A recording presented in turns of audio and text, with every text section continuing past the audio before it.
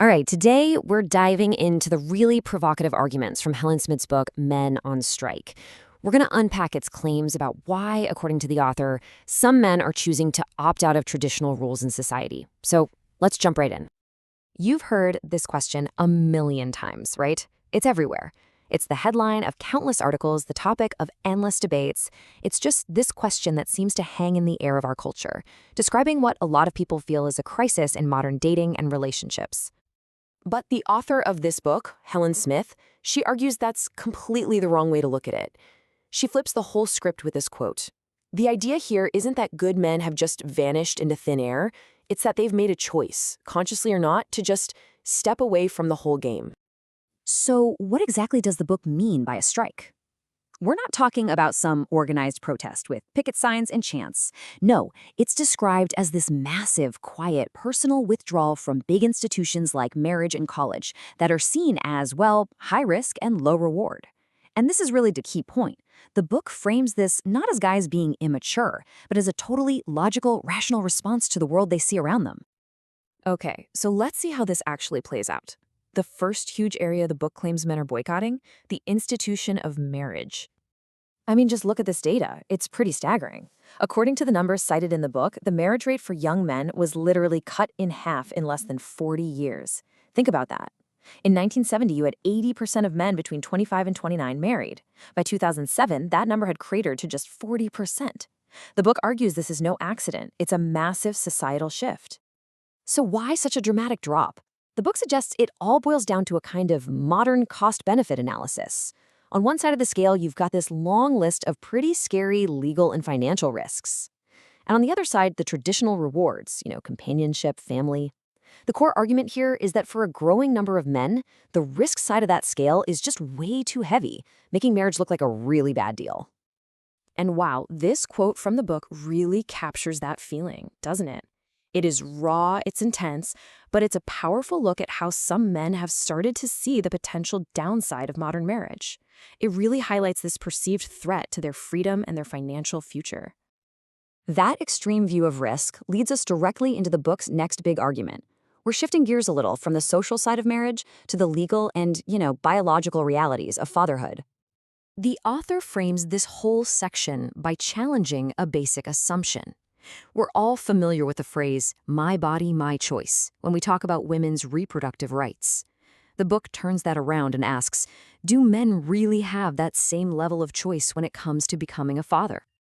And that question brings us to a really key concept from the book, Fatherhood by Conscription. This is the term it uses to describe situations where men are forced into all the legal and financial responsibilities of being a dad, even when, as the book argues, they never consented to the act that created the child in the first place. To really drive this point home, the book brings up several extreme and, frankly, shocking legal cases. It talks about these situations where courts made men pay child support, even when, the book argues, they were actually the victims of a crime. These specific outlier cases are used to build the argument that men just don't have basic reproductive rights under the current legal system. Another huge risk the book dives into is what it calls paternity fraud.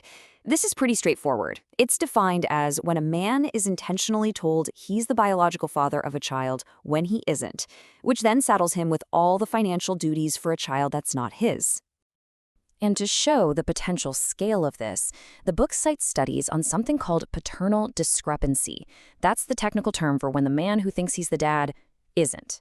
Based on that data, it's estimated that over 1 million American men might be unknowingly raising kids who aren't biologically theirs. I mean, that's a staggering number, highlighting the real-world impact this can have. All right, let's turn to the final area of the book's strike argument. We're talking about higher education, which it calls the campus exodus.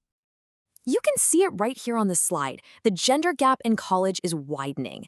By 2009, women were already a clear 57% majority of college students in the US.